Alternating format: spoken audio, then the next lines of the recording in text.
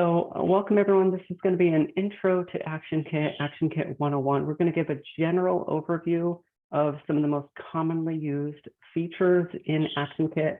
And as we go through, I'm going to really attempt to give a very broad, zoomed out overview. And I'm going to kind of go through a lot of this material pretty quickly. A lot of this material, we are not really going to be able to really take advantage of going into all of the details that we might want, but there are lots of other training videos and other resources available as well. And I'll be sharing those with you with the recording afterwards. I want to start off with pages. And if we go to the Pages tab, we can see here are a bunch of pages that have been created in the past. And we can also browse different pages by page type. There are lots of different pages, many of them page types, many of them are used for advocacy, many of them are used for events. Today, for today's training, I'm going to really focus on two types in particular, two of the most common types of pages, and that's going to be survey pages and petition pages.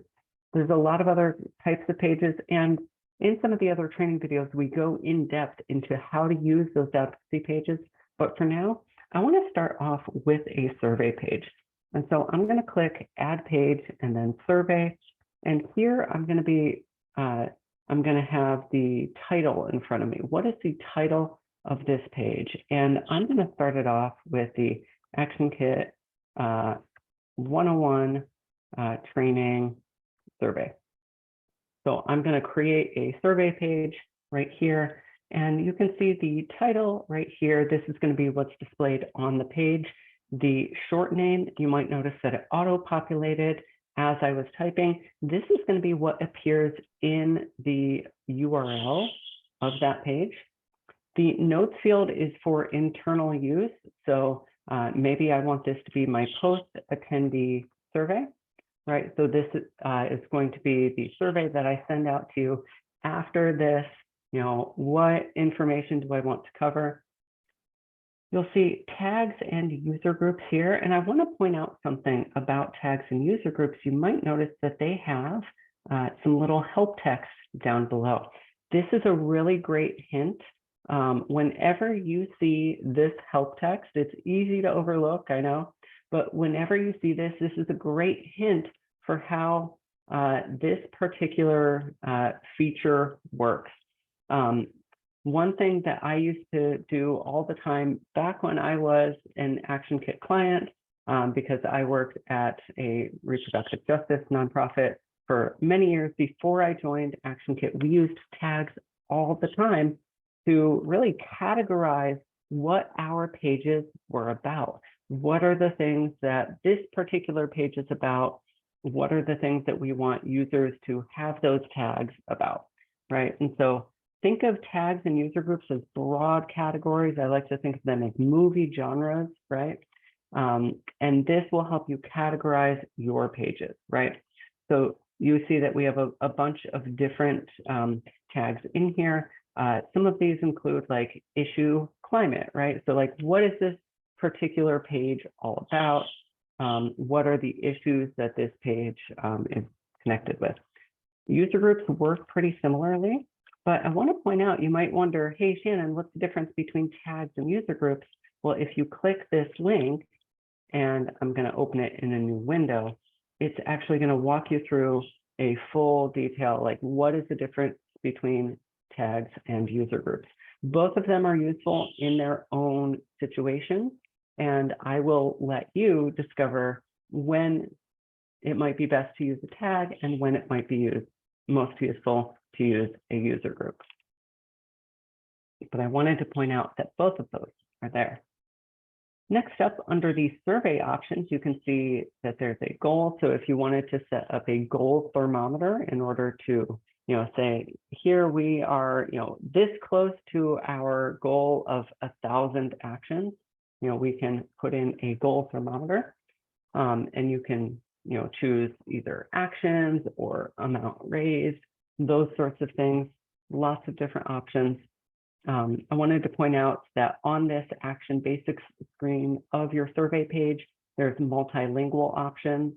So if you had multiple languages that you wanted to be reflected on this page, you can do that. You still need to provide the translation, but you can have a language switcher for each of your languages that you support.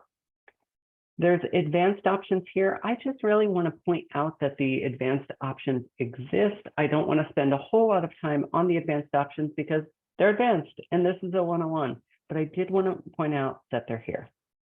Next up is the custom page fields. Now, everybody's custom page fields are going to look very different because they're custom, they're up to you.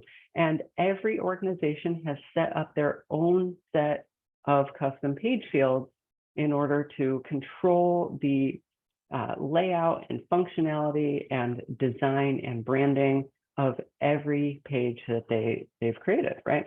So here in the demo ActionKit, we have a couple like the featured image. So if I wanted to put a hero image on the page, I can do that. We have a lot that have been added here in this. Like if I wanted to change what the submit button text is, I can do that with a custom page field. Again, what custom page fields do is entirely up to you. And I can't tell you all of the different customizations that you and your organization have created. You'll want to talk to folks on your team who have created those custom page fields previously. And hopefully they've added some helpful descriptions that describe exactly what those custom page fields do, when to use them, how to use them, because this is a really great way to customize the layout of your page without having to make a lot of changes to your page's coding. So with all of that, this is the Action Basics, and you're going to see pretty much all of these options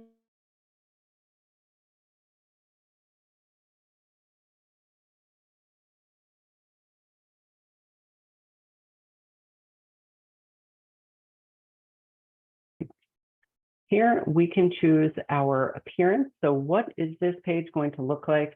And you can see that there's lots of different options. You know, here you're going to see different template sets available to you based on what template sets you have created, right? So if folks on your team have created a lot of template sets, you're going to see a lot of options. If you only have a couple of template sets, honestly, it's probably a lot easier to know which one is which and what they're for. Then you're only going to see a couple of options. But the template sets control the look and feel and layout and styling and branding of all of your pages. And so you can completely change what a page looks like just by changing the template set. Next up, I'm going to go to the text. So this is going to be introducing the page. What is this page all about? And I'm actually just going to go ahead and put in the actual text, like introduction text, a bunch of times, just so we can see visually on the page when we actually look at our page, what it looks like and what is the introduction text section, where is that? And similarly for the thank you text, I'm just going to copy and paste thank you text a bunch of times so that we can see when we look at our page, where do we see that content? So this really tees it up. You might be familiar with some of the word style editors, so you can insert an image, you can change the alignment, the formatting, all of that. If you wanted, you could also, look at the actual code that makes this up. You can, that's the HTML code. You can also view it in full page if you want to see it with no distractions. And finally, there's also this snippets menu that allows you to do customization for things like, someone's first name.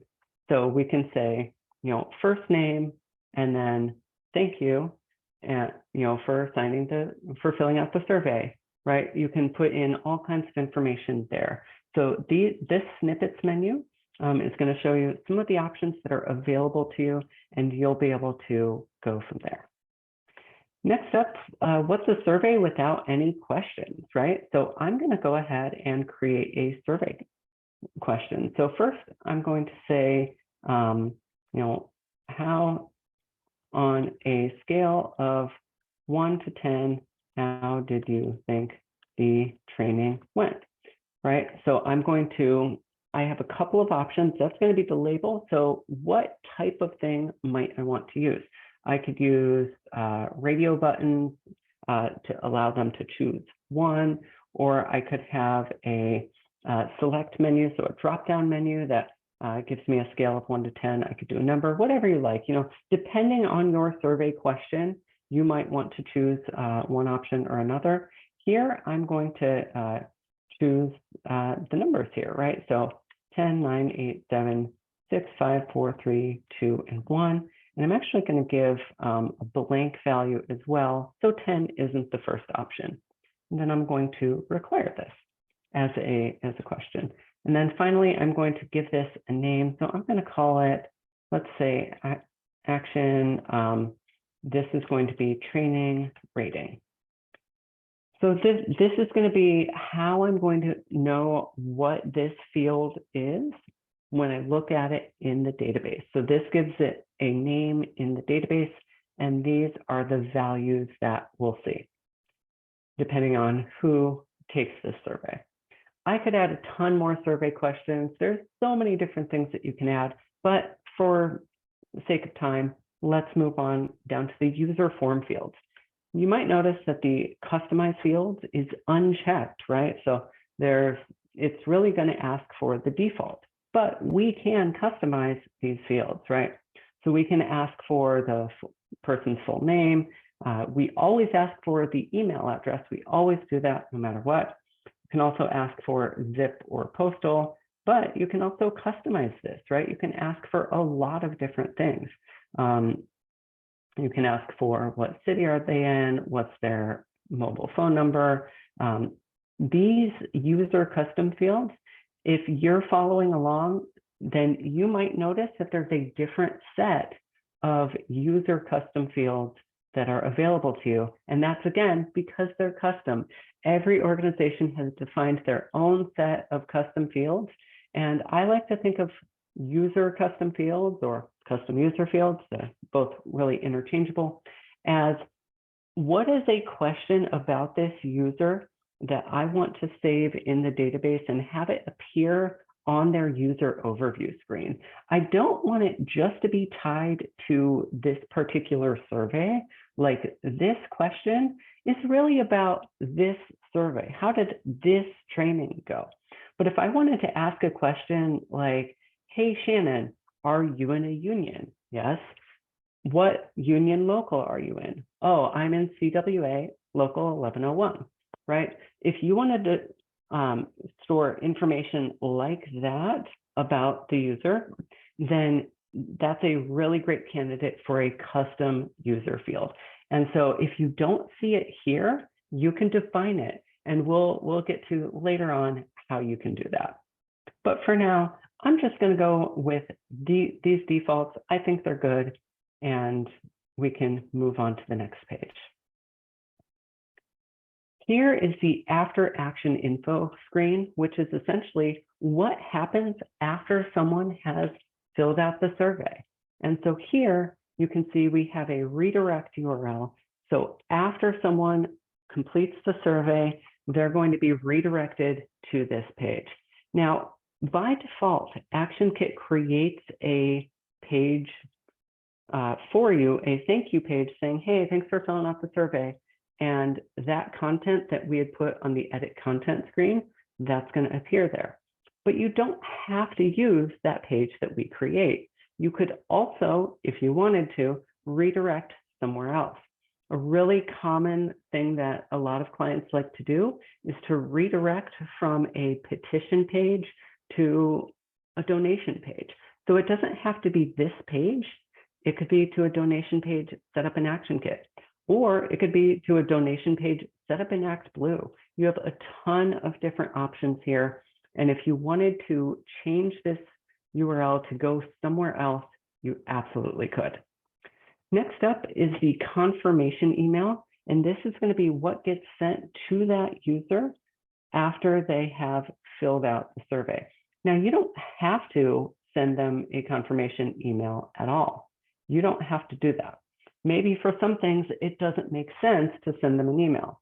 But for donations and stuff, it always makes sense to send an email saying, hey, thank you for your donation. Keep this email as a receipt for your records.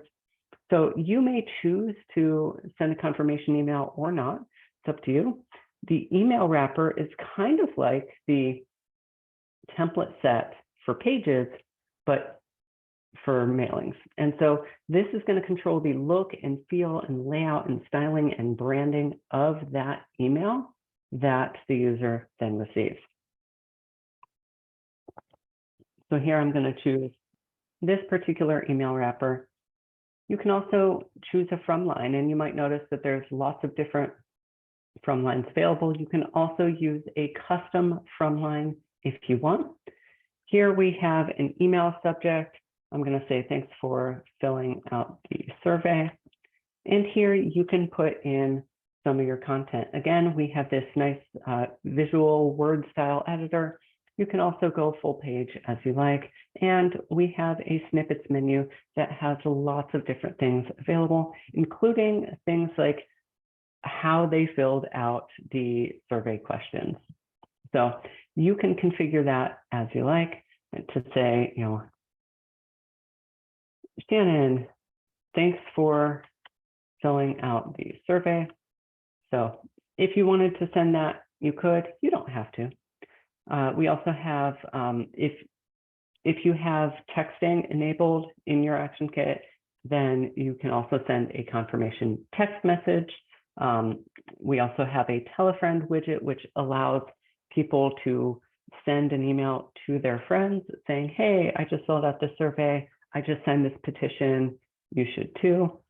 Here we have sharing options, so you can see Facebook, Twitter, and you can customize all of these things here. The notification emails and the push API, these are a little bit more advanced.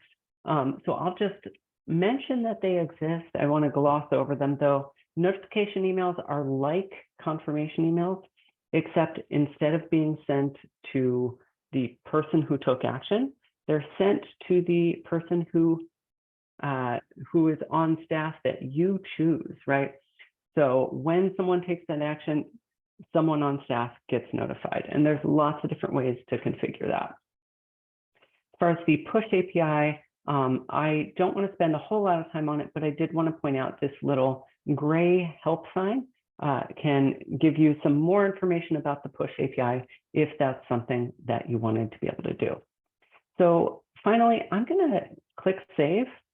And then I want to point out this view on site. I'm going to open this up. And remember earlier when we were talking about the introduction text, and if I go back to the edit content screen of my page, you know, here is that introduction text, right? Here's that thank you text. And so here's the introduction text. You can see we have this goal thermometer.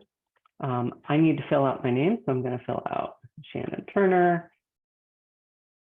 I'm going to fill out my email address and my zip code. And on a scale of 1 to 10, I think the training was a 10. Great. So I'm going to submit the survey. And then, you know, hey, Shannon, you're almost done. Here is the thank you text, right? So here is that same content that we saw from before. And you'll notice that it includes my name because we added that personalization snippet in there, right? So that's how a survey works, but I also wanted to go to the users tab so we can actually look at my user and see. If we go here on the users tab, we found me. This is my user overview. We can see all of this information about me. Here is my email address, my name. You can see how many actions I've taken. You can see any custom user fields about me. Again, these custom user fields are completely up to you. You're going to see a different set of custom user fields than what will appear in my group, but make them useful to you and your organization. You can see my address, so you know I live in Washington, D.C., and then, you know, any phone numbers, any other information in there as well. If we go to the actions section, you can also see how many actions I've taken. You can also see the specific ways in which I answered specific survey questions, right? So here you'll notice that I rated this training as a 10. You can also see that I received a confirmation mailing saying, hey, thanks for filling out the survey, right? Separately, we have a mailing summary. This is not for confirmation mailings. This is for general mailings. And you can see how many times I've opened mailings, clicked mailings, taken action, or made donations from those mailings. If I've made donations, you can see those here. And in fact, if I went here, I actually made a bunch of test users before this training, and you can see that this test user made some donations there, right? So next up, since we don't have a ton of time, I want to make sure that we're going through these pretty quickly. I wanted to point out up here something that's new is this pages I've created section. So you can see all of the pages that you have created. This is going to be different for every single person on this call. Maybe some of the folks who are brand new to ActionKit are going to see a blank section. That's fine. Once you've created a page, stuff will start to show up here. But this can be a really great way to refer back to all of the pages that you've recently created. So now I want to super quickly go through how to set up a petition page. This is the most common type of page. And I'm going to call this Save the Beast. And here, again, you might notice that the notes, the tags, the user groups, all of this is the same. An option that's a little bit different for a petition as compared to a survey are the target groups. And so here, this is who is this petition towards, right? Who are we sending this petition to? Is this going to the US House, for instance, right? Do we have a thermometer goal? You can do that here too. Same multilingual options, advanced options, and custom fields. Don't want to take up a lot of time there. But I did want to point out that you can have multiple target groups to be able to target your mailing at a specific group, whether that's a legislative group, maybe that's a custom target group like a school board or a city council, all of those sorts of things. Corporate targets was a really common one back when I was an ActionKit client. So you really have a lot of flexibility in how you can set up your target groups. I've already created this short name, so I'm going to call it 2023 August 3rd. So if you get an error, then the error message is going to be highlighted and it'll show you, hey, here's how to fix this problem. Here's what's going wrong. So because this is used in a URL, it has to be unique. So I just changed the name and now I'll save. And now here we are. Here I'm going to just very quickly put in the statement lead-in, the statement text, the about text, and then we've already seen the thank you text, but let's go ahead and add it a couple times there. User form fields, again, work the exact same way on petitions as they do for surveys. But since we've already covered that, let's move on. I'm going to go to the after action info screen. And again, all of this stuff is exactly the same as we saw previously. And so I'm actually just going to skip ahead. Now, you can set up delivery for your petition. If you want, you can, the communicating with Congress is for US House and US Senators. And this is the US House's preferred way of receiving petition signatures, but they do put some constraints on it. Like, for instance, you have to include a prefix like Ms. or Mr. or Mrs. And the House has different prefixes that it allows than the Senate does, and they're a lot more restrictive than what ActionKit lets you do. So anyways, just wanted to point out that that is an option, so you can do those options like communicating with Congress. You can also do email to send directly to your targets. Now, depending on your targets, like for instance, are they US House? Is this a corporate target? Is this a school board? You'll have different options here. If you have any questions, make sure you reach out to ActionKit support. I'll show you how you can do that at the very end. But if you have questions with delivery, let us know. We're happy to help. In the interest of time, I do want to jump ahead to actually looking at what this petition looks like. So here we can see, here's the about text, here's the statement lead in, here's the statement text, and here's all the information to actually sign the petition. And so here I can put in my name, put in my email, put in my zip code, and a nice comment, and then actually sign the petition. We can see that thank you text there. And so if we were to go back into my user account, we'd be able to see, oh, now I have 2 actions taken, and here's the other page where I took action. Here's the comment that I made on this petition. Because we didn't configure delivery, my nonsense little keyboard mash of a comment is not going to be delivered to Eleanor Holmes Norton. It's not going to be sent to her, don't worry. But if you were to configure delivery, then it could be sent. But a great way to test everything is to, with your ActionKit login, sign that petition, make sure everything looks good. I think that's generally good advice. Make sure you test everything, perfectly so that everything looks good.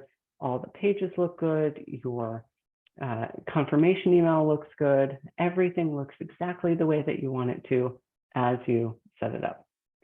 So with that said, we could spend a whole lot more time on pages. We could do a full 90 minutes on pages if we wanted to, and we're still only scratching the surface, but I'm going to make sure that you get lots of additional resources. One of the best things that I can really suggest is to try things out, make test pages, and see how those work. Because unless you send them out to someone, no one's going to know the URL for your test page. And you can actually test things and see if they actually do work the way that you expect them to. So next, I'm going to go on to mailings. And so I want to take some time to create a mailing. And there's actually a lot of different ways to create a mailing. You might have some things like mailing models that your organization uses.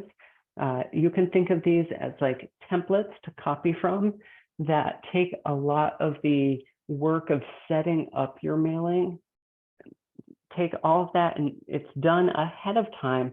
So you really only need to drop in your mailing's content at the very end. That's a really great way to use mailing models. Some organizations use them, some organizations don't. And so whether your organization has mailing models or not is really up to you. I recommend using them. I think they're really useful if you use them. And I think they can be really great for different types of mailings, right? So back when I used to be a client of ActionKit, I would set up, here we have one type of mailing, a fundraiser mailing, and those look very different than our petition mailings. And those look very different from our kicker mailings. And those look very different from our report back mailings. And each of those had a different mailing model because the layout of all of those was different. And maybe that's true for your organization, maybe that's not true for your organization. But if those sorts of types of mailings look very different for you, you might benefit from mailing models. Take a look and see if you have any in your ActionKit. And if you don't, consider the different types of mailings that your organization sends and whether you might be able to save yourself a lot of trouble by reusing a mailing model. So here you can create a new draft from one of these models, right? So here in this ActionKit, I have a host reminder model, right? So I'm reminding my event hosts, hey, you're going to host that event tomorrow, right?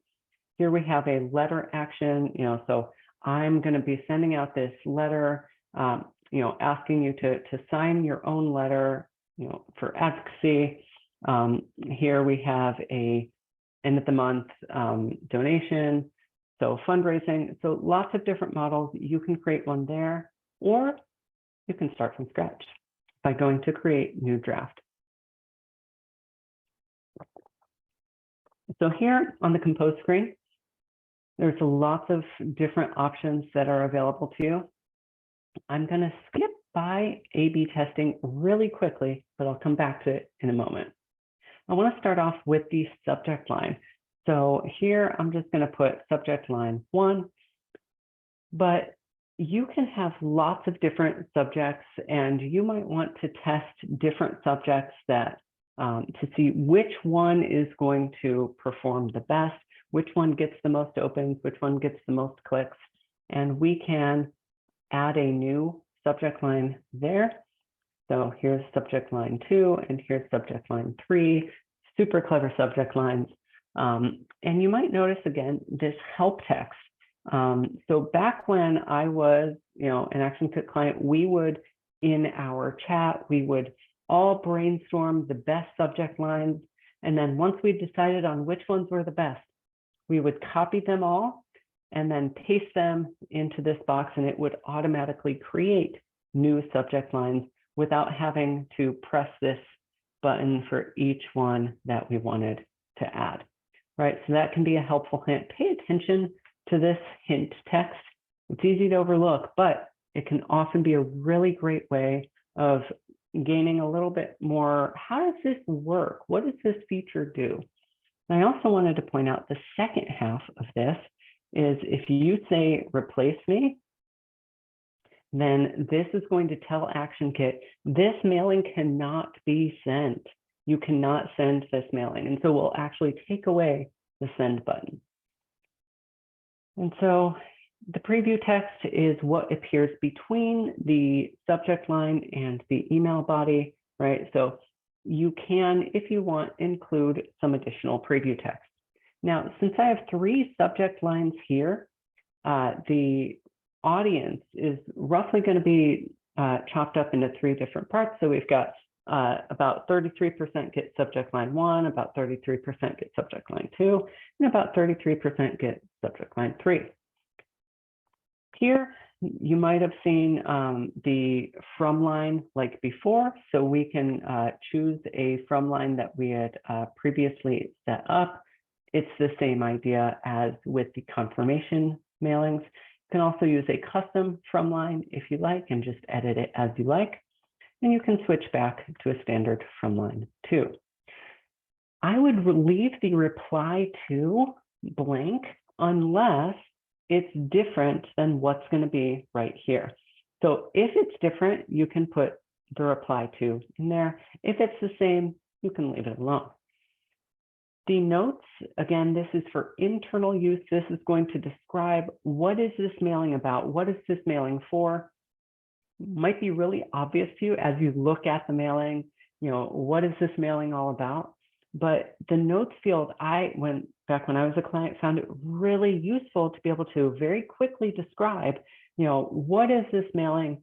Why are we doing this? What is the point of this? Because it might be obvious now, but what about in 6 months? What about in 12 months? What about in 18 months? And there's been some staff turnover. Having that description of what the mailing was all about can be especially useful when you're writing reports, trying to gauge performance after the fact. All of that can be really useful. The tags, that's kind of similar to how we can tag our pages, right? And so here you can see all of the same tags that were available for pages are also available for our mailings as well. So this is something that I used to do all the time when I was a client, was if I'm sending out a particular survey page or petition page and it's about this particular issue, like let's say it's about the climate crisis, then I would also tag my mailing with those same tags, so I would know that these pages and these mailings are related to one another. Earlier, I mentioned that the mailing, the email wrapper is really the look and feel and layout and styling and branding of your mailing. I'll show you that in just a minute. Let's actually jump down. We'll skip ahead from some of these just so we can demonstrate the email wrapper. Here we have the same word style editor that we're already very familiar with at this point. And I'm going to put in, my first name. And, you can also, you may have additional custom snippets in there. You can have lots of snippets that are really all based on, what type of, call to action is this, right? So there's lots of snippets available to you. I'm just going to go ahead and mash the keyboard just a little bit for now. And I want to point out that down here, this preview, this is what the mailing would look like.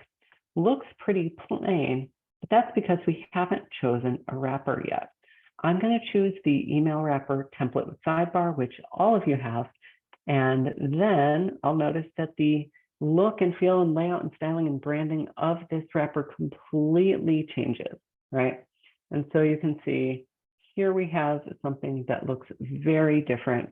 We also have a little take action button as well. Now, you're going to have a different set of email wrappers available to you, again, because they are your branding, they're your style. So you'll see different ones that you can use, and so you can choose whichever one makes the most sense for you and your organization.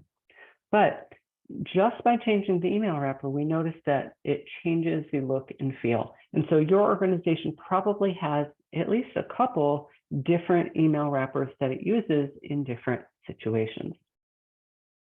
But you might have also noticed, if you're paying close attention, when I switched to this email wrapper, the template with sidebar, it added these fields that I'm highlighting here, the sidebar text, the featured image URL, and the link URL, right? And so if I were to put in this ActionKit logo as the featured image URL, you'll see that it gets put right there. If I add in some sidebar text, I'm going to mash the keyboard a little bit. That's very nice. Then you'll see that it adds in that text into the sidebar, right? Let's say I don't want the sidebar at all. It's really cramping my style. Let's get it out of here. If I delete that and I delete the featured image, then that sidebar goes away. Or maybe I decide that I do want that sidebar and I just don't want it with that image. Then we can see that it's here now. And so one of the great things about email wrappers is when you set them up, you can set them up this way so that if there's content in that sidebar text, then let's create a sidebar. And if there's not, let's not create the sidebar and the layout will look a little bit different, right? So without making changes to my wrapper, I can still make pretty drastic changes to my email's layout just by changing what content I use. And where do these buttons go? Well, they're going to go to whatever link I put here in this link URL. So I'm going to put actionkit.com, and that's where these will now go. So I just wanted to point out that those are some of the options that are available to you. Your wrapper might have different options available to you. Maybe it has more options, maybe it has fewer, but it's entirely up to you. You can actually add new functionality by adding in, let's say, the sidebar text or a featured image URL, a link URL, all of those sorts of things, or a whole lot more. It's entirely up to you. It's custom and you can change it. So now I think is a great time. We had said that we wanted to go back to the A/B testing at some point. Let's turn that on now. So I'm going to turn on this A/B testing, which is going to allow me to test different variations of my mailing's content. You can test up to 26 variations, one for each letter of the alphabet. So let's say I want to test 4 different variations. And if I scroll down, you can see this little A/B box that allows you to say, yeah, I want to test different from lines. Maybe folks want to hear from Shannon, or maybe they want to hear from Joe, right? You can test different things like that. Maybe I want to test different options of the sidebar text, right? So maybe I want something different to appear in this version, right? So folks who get version A are going to see this. Folks who get version B are going to see this. You can have every time you see one of these little A/B boxes, then that's a place where you can customize one of those versions, right? So there's lots of different things that you can do. I think the inline A/B testing is super robust. There's a lot of different ways to try and see which version of your email gets the most response, the most actions on a petition, the most people taking the survey, the most people making a donation, whatever the case might be. But this does add a lot of complexity for the purposes of the training. So I really just wanted to show you that it's possible, and now I'm going to turn it off. So again, here we have the preview, and right now this is using test data, but if I wanted to put in my email address, then I would be able to see what it looks like for me. And so here, this is going to put in, hey, Shannon, and then here's me mashing on the keyboard. You can also, you might notice that if I toggle this over to mobile, it's going to squish it down. And this is roughly what it would look like if we were viewing this on mobile. Now, it's not perfect. Every phone is different. Every phone has a different size, but it gives you some sense of what it would look like. Finally, there's a couple of other things I wanted to point out on the screen before we move on. That's the advanced options, which again are advanced. And so I won't really spend any time on them except say, hey, they're here. If you're looking for the advanced options, this is where you're going to find them. For the custom mailing fields, just like with custom page fields, what custom mailing fields do is entirely up to you. And so here are some of the custom mailing fields that we've created in this ActionKit. Which ones will appear for you might be different based on what custom fields your organization has created. Finally, I wanted to point out the send proofs section, which is going to allow you to send an email to you that someone else would receive, right? So let's say, for instance, that I wanted to send myself 1 proof or 5 proofs or 20 proofs. I want to see all of the different ways that this email might look for 20 other people, right? So we will prepare those emails, right? And instead of sending it to those actual users, they get sent to you. And so the preview can be a really nice way to see roughly what does this mailing look like. That can be really helpful. But I think the proofs are actually some of the best ways to see what it actually looks like for the recipient. So I highly recommend at all stages throughout your process, sending yourself proofs to make sure that everything looks exactly the way you want it to. So all that said, before we move on, I did promise that we'd get back to the landing page, the merge query, merge file, and I wanted to point out the editor, but I'm going to go through these very quickly. The landing page allows you to really use some of the snippets that are available for your call to action. Like you could link directly to this survey or to this petition that we just created in your mailing. Of course, you could copy the link directly, and that's fine too.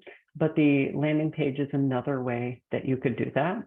And so you could put that in here. And then if I wanted to find the landing page, I would scroll down and then I would click the landing page URL. And then this is the URL to get to whatever page I choose here, right? So because this is going to be the same, I might actually want to make this the link URL, right? And then I could save that, and that would, no matter what page I choose, this is always going to be correct, right? So that could be a really good, useful way to do the landing page. Depending on the type of landing page that you use, whether that's a donation page or a petition page or whatever the case might be, you might have different options available to you based on those types. And so you'll see here, when we let me drag over the snippets menu and expand it a little bit, we can make it a little bigger. And you can see that there's lots underneath the landing pages. There's lots of different options. So donation pages have ask text, or call pages have the script or the introduction. Hey, when you make the call, here's what we're asking you to say, all of that sort of stuff. So you can include that in your mailing. Merge data, just to go over it super quickly, allows you to pull information from a report and use it as personalization in your mailing. Merge files allows you to do the same, but instead of with a report that's built in ActionKit, you can do it with any data from a spreadsheet. The editor, we're starting off with the standard editor, but let me point out the drag and drop editor super quickly. When I switch over to that, you're going to see that here we have this content that was already there before, but now we can add in things like a button, and we can edit the button's text. So do a little keyboard mash. We can add in a video block. This doesn't allow you to actually play the video directly in the email, but it does allow you to click through and link out to the YouTube or wherever else you're going that has your video. And I think maybe I'll do this for the recap that I send you that has this video. So you'll be able to see what that looks like then. And so here you can see, this is the preview of what it looks like. Next up, I'm going to go to the targeting screen. And this is going to say who is going to receive this mailing. And we have a ton of options. And I'm going to go through all of these options as best I can. First off, the actions is going to say who has taken action on one or more of these pages, right? So if I wanted to say, I want to send this mailing to everyone who filled out that ActionKit 101 training survey, which actually I did something pretty recently the other day. Everyone who filled out the survey page saying, I want to attend this ActionKit 101 training, I used that in my mailing targeting to send a reminder email saying, hey, I sent this yesterday. So I was like, hey, the training's tomorrow. And so if you received that mailing from me, then you know that this is how I targeted that mailing to you. So there's lots of different ways that you could do things like that. This is just one of the easiest ways there. For custom action fields, you can think of this as how did a user fill out the specific survey question, right? So if I wanted to find the training rating, and I want to find everyone who said this was a 10 out of 10, right? Then I could target to those folks that way, right? Because this was the survey that we had set up, the post-attendee survey, and they rated the training as a 10, right? That's one option that we could do. Here under donors, we can say, I want to target this mailing to anyone who's ever donated ever. We also have some options for monthly donors, including active recurring donors, any recurring donor ever, cards that will expire at the end of the month, cards that did expire at the end of last month, or recurring donors that canceled recently. So all of these are options to you, and you could say, hey, your card is about to expire. You could send emails like that, for instance. For event campaigns, this allows you to choose when you have a distributed event series, you can say, I want to target this mailing to everybody who lives within 20 miles of this event, and I want to invite them to attend this event, right? And then maybe, oh, this is really specific because this is for a specific congressional district, right? So you could make sure that you're only inviting your supporters to specific U.S. congressional districts, and they're not being asked to go to a neighboring district. You can also do same state, same county, that sort of thing.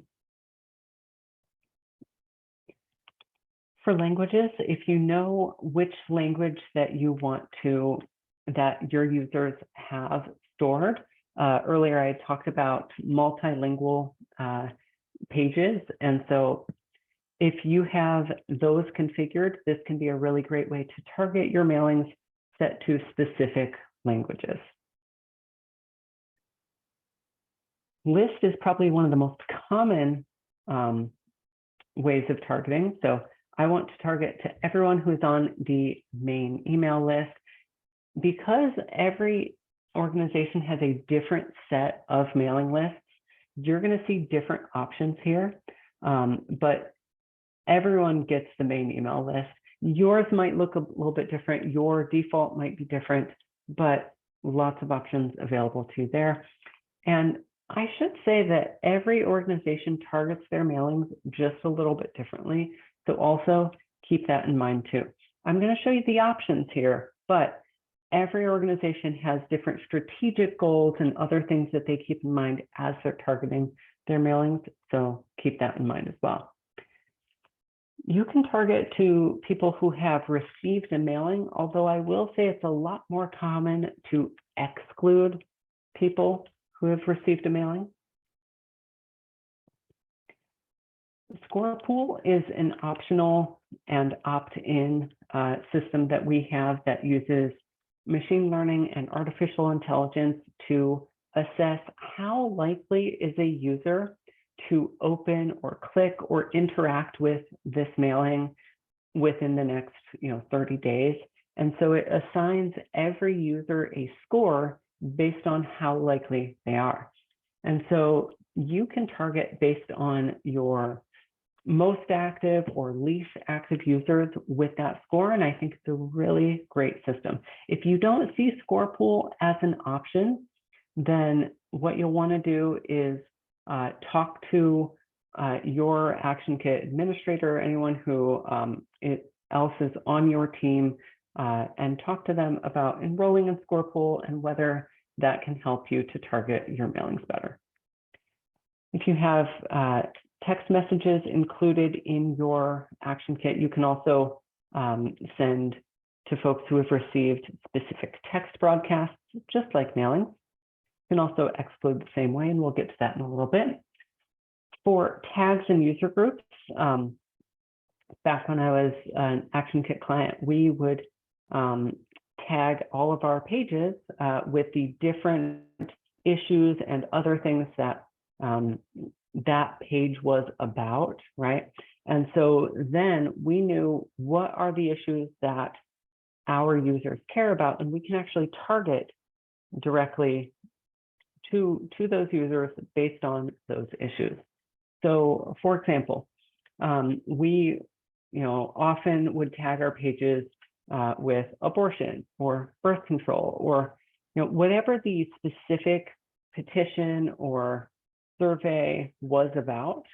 And so we would then tag those pages, and now we don't have to remember, oh, what are all of the pages that we have in ActionKit that relate to birth control? We don't need to know that because it's in a tag. And so then we could just target based on that tag.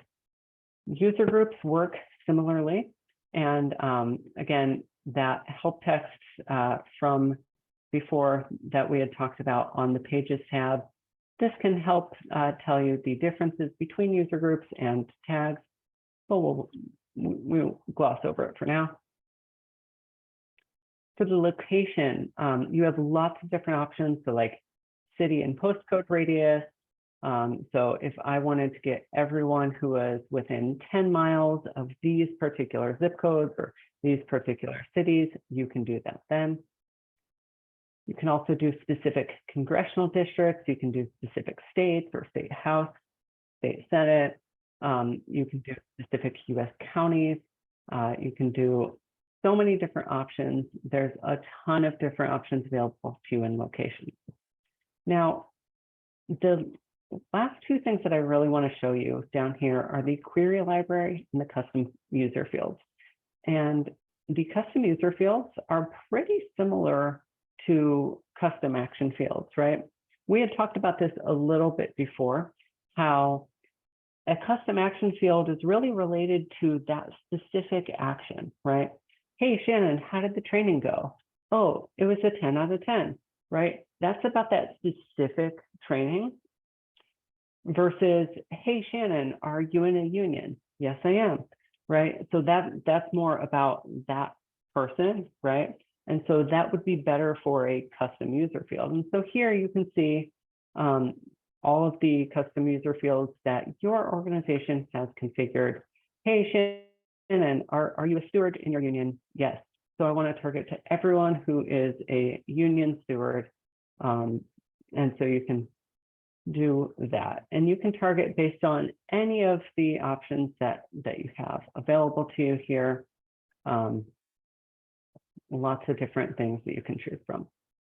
Finally, and I think this is the most powerful aspect of targeting, and that's the query library. So we haven't really gone into reports, and we're going to save a little bit of time at the end for reports, but reports allow you to run a report getting the information about your users from the ActionKit database, but you can also target your mailing based on that.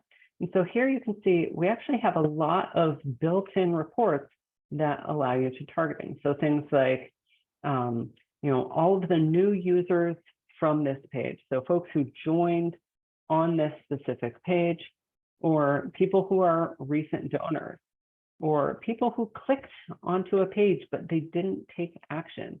All of those sorts of things you can do, but you can also create your own set of targeting queries. So for instance, I've created this silly one for all of the Shannons that are in this ActionKit database. So you can do a lot of different options there. Now you might wonder, if I choose more than one option here, how does this targeting work? So this is absolutely not someone who has taken action on both of these pages, right? It's someone who's taken action on either of these pages. But they do have to meet all of these other criteria too. So the more complicated you get with your targeting queries and everything else that you have going on here, the fewer people you're going to match. So we can narrow this down, and then it's less, there are fewer things that someone has to match in order to receive this mailing. So next up, I want to go to the excludes, and this is going to show you all of the same options. So I'm actually not going to really cover this because everything that you can do in the includes, you can do the same stuff in the excludes. So it's super powerful. There's lots of different options, but anyone who meets any of the criteria in your excludes will not receive this mailing. You can include a limit. So if you, let's say your targeting would go to 100,000 people, the way that it's set up, but this is a test mailing. You want to see which subject line is the best. So you can limit it to only go to 10,000 people, right? And so then you could say, okay, based on which subject line was the best from those 10,000, which one got the most opens and clicks, then I'm going to send to everybody else, but with the best subject line, the best performing one. And we actually have a automatic subject line testing section here. And so if I check this box, then we can see that, let's say I want to take a look after 4 hours after I've sent, and whichever mailing has the best clicks, that's the one I want to be sent to everybody else. So we have that automatic subject line testing. That can be a really great way to set up your mailings. So that is targeting in a nutshell. Next, I'm going to go to the proof and send screen, which is really going to allow me to get a quick check to make sure that everything looks exactly the way I want it to. And that, it's a great way to, make sure that there's no typos, everything looks good. So you can see here are the subject lines that are going to be in use. Here's the from line, here's the wrapper, here's the landing page. And then if I go to the preview, here is another great preview of what this is going to look like. And you can also click this random to see what does this look like for a random user in that targeting set. If we scroll down, we can see how many people that this would go to. I'm the only person who actually took the survey, so it's only going to be sent to me. But if you did have a whole lot of users, then it'll also tell you what the winning subject line would be sent to as well. And here you can see this is my targeting includes, this is my excludes. I'm doing automatic subject line testing. And you might see other warnings like, hey, there was no list selected for this mailing. This dashboard may look different, or you might not have it at all, because this is something that you can create custom and put whatever content you want in there. So for the demo, I put in, hey, here's all of the checklist of everything that you should do before you send your mailing. You should make sure that you've drafted, reviewed it, incorporated all of your edits, you got your targeting. Hey, make sure you check some proofs and proofread everything, right? And do all of these things, and then you're ready to click send or schedule. Now you might notice, and here's the proofs if you wanted to send yourself some more proofs. You might notice before we had talked about how we put replace me as a placeholder in the subject line. Well, it's in there, and so we can't actually send the mailing. This little red warning is here, and so I'm actually going to go to the compose screen and remove that replace me, and I'm going to go to save, and I'm going to go to the proof and send screen. And now at the very bottom, that little warning is gone. I could send the mailing right now, and if I click send, don't worry, it's not going to send right away. Has a little confirmation like, hey, are you sure you want to send this to one person? And then you can either send now, or you can go back. You can schedule this for later. So you can, say, hey, I want to send this tomorrow, Friday at 8 a.m. Or I want to send this to them at 10 a.m. in their local time zone.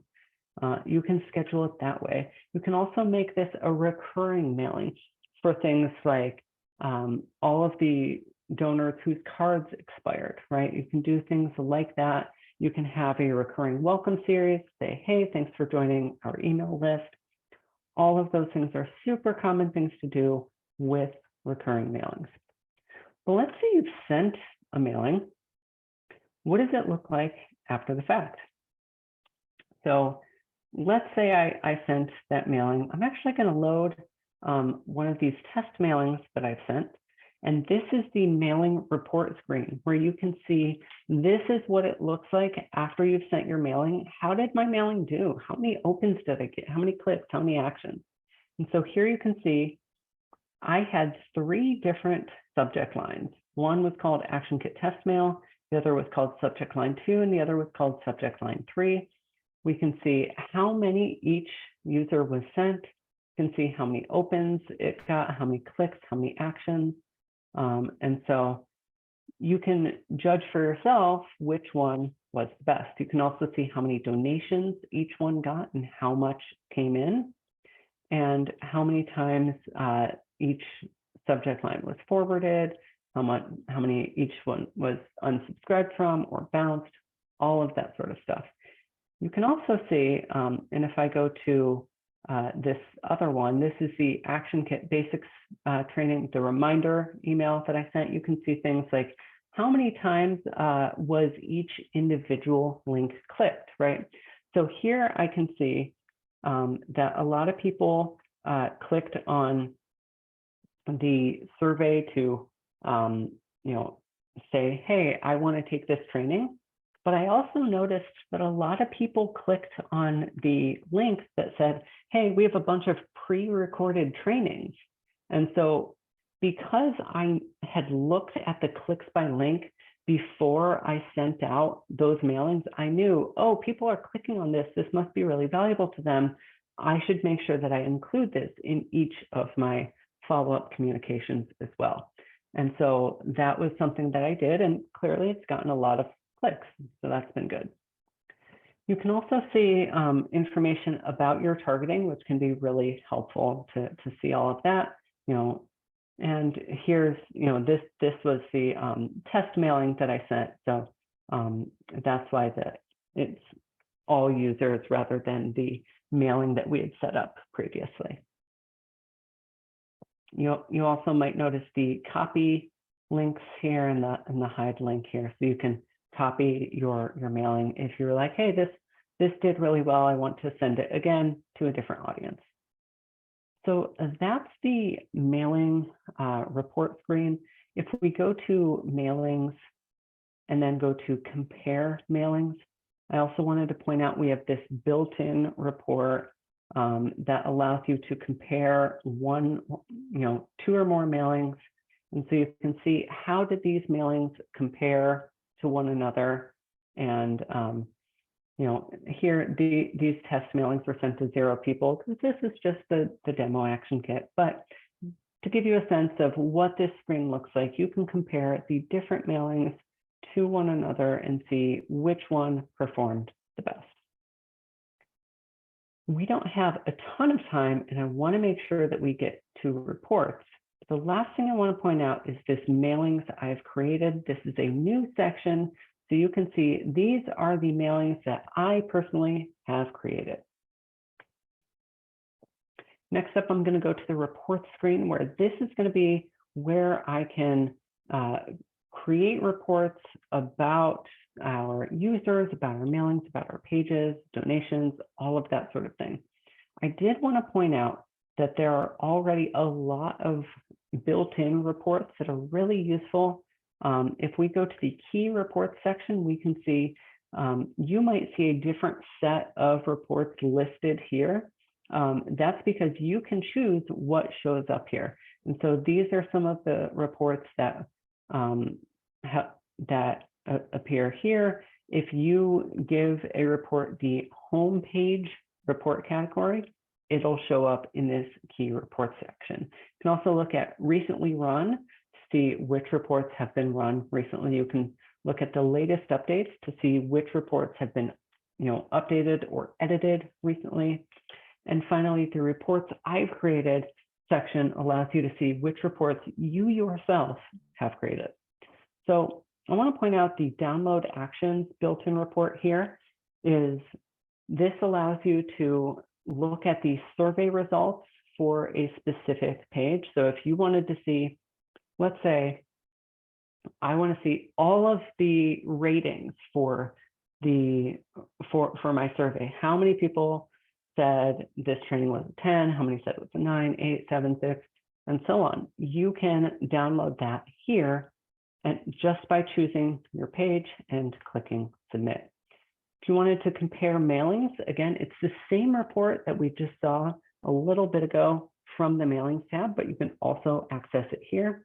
And the Compare Pages is pretty similar to the Compare Mailings, but it's for pages instead of mailings, and it has a lot less information.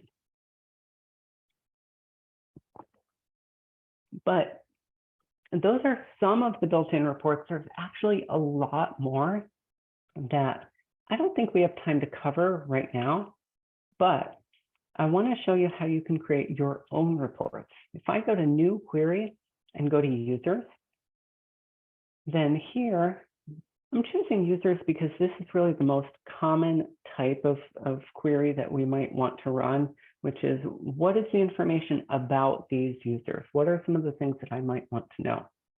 So by default, it's going to give you how many users you have in your database, and it's not going to limit it to anything. So I want to point out these three things: the query type, the display columns, and the filter criteria. When you're running a report, I like to think of it really as a glorified spreadsheet, right?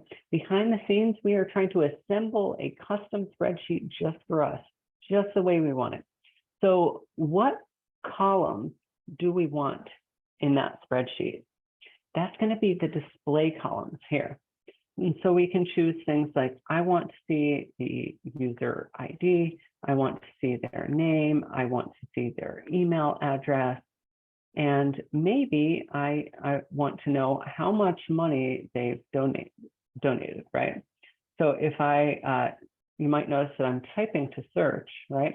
And it's going to limit my results just to these options here. So let's say I want to know how many donations they've made, right? Or maybe I want to know the total amount of money that they've donated, right? So you can see all of those options here. These are going to be the display columns. This is what information do we want to see in our spreadsheet. Next up are the filter criteria. And so if the display columns was the columns, the filter criteria are what rows should appear in our report results. And so if I choose, let's say, I want every user who, let me say, is in the state. So I chose home address, and I'm going to go to the state of Georgia, right? Then when I run this query, this is going to show me all of the donors who live in the state of Georgia. And because this is the demo, maybe I should choose California. There's not a ton of users here, but you can see here we have a bunch of test users and how much money they've given. And so all of that is here, right? So you can create your reports however you want. If you want to set up your reports to tell you about users individually, you can do that. And that's kind of what we've done here, where we can see individual users and how much they've given. You might notice that some of these users haven't given any money, right? But that's because we didn't filter on, and they have to be a donor, right? We only filtered on, and they have to live in California, right? So if we wanted to change that, then let's go to, we're going to type to search for donations, and we're going to say they have to be a donor. And you might notice that each of these options that we choose has its own set of drop-down menus, right? And so if I said, they have to be a donor on any date, or within the last year, within the last month, week, today, right? Depending on how fine you want to get with your report, you can have a very broad report. You can have a very narrow report. Since this ActionKit really just has test data in there, I'm just going to choose on any date. And then when I rerun the report, we're going to see that those numbers with $0, they're all gone, right? Because now we have filtered our results to only include California donors. And so you can see all of those here now. So that's really great for getting individual level information. But if you wanted to see other things, like for instance, how many subscribers or how many donors we have, then we could change those display columns. And we're gonna, if we rerun that report, we're gonna see two columns, right? Number of subscribers and number of donors. But the filter criteria, we left the same. This is going to be folks who live in California and were a donor on any date. And so here you can see that we have 9 people who are subscribed to our list and 30 donors in total. And so you can really make any report that you want. There are so many different options here. We truly could spend hours going through all of the different options available to you in the query builder. There's really a ton of stuff in here. My recommendation is to think about what report you might want to build by asking yourself a question. What is the information that I want, right? If I wanted all of the donors in California, well, do I just need to know how many there are? Do I want to do any breakdowns, right? Like, do I want to know, which House districts in California? Do I want to know which counties? All of those sorts of things, keep those in mind. Those are your questions. And then you can start to build your report as you go. And one of the great things is you can iterate slowly, right? Like when I delete it, or when I didn't have that filter on donor, right? When I was just saying how many people do we have in California? So if I delete that by clicking the X, this is now going to tell me the number of subscribers and the number of donors who live in California. Now the donor count stays the same, but the subscriber count from 9 is now 24, right? So you can see the changes that you make when you go through and you create your report, change the filter columns, change the display columns, change the filter criteria. And you can also, every single drop-down menu, every little thing, you can make changes. You can do sorting, ascending, descending. You can pick up and drag your display columns. You can say, I want everyone who does not live in California, right? And if we rerun this report, we're going to get entirely different results, right? So now we get 54 subscribers who don't live in California and 57 donors who don't live in California. Try all of these things out and see how they work. And then when you're happy with it, when you're like, this is my report, this is exactly what I want, go ahead and go to Save as Report. And I'm going to call this the ActionKit 2023 August 3rd training. And so I'll know, oh, this is why I built this report. This is what it's for. Give it a very nice description.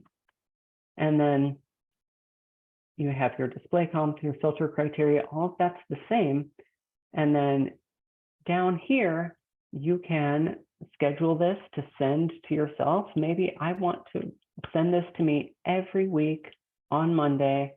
And here are the email addresses that I want it to go to. And I want to email me the results. And so you can have it scheduled to yourself. You can have it scheduled to another member on your team. And then you can save this report so you can come back to it later. You might also notice the email or download results.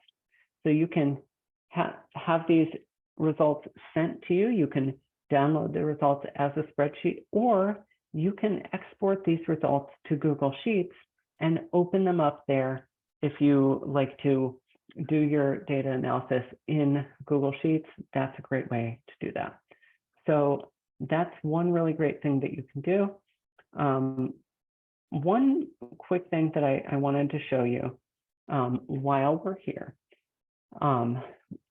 Since we only have a couple of minutes later, I said earlier that there were a bunch of other built-in reports. If we go to the Browse All section, and if I go to the dashboard type, then you'll see that we have a lot of built-in dashboards that can show you information like how have your mailings performed within the last 12 months over time, right? You can see lots of information about that.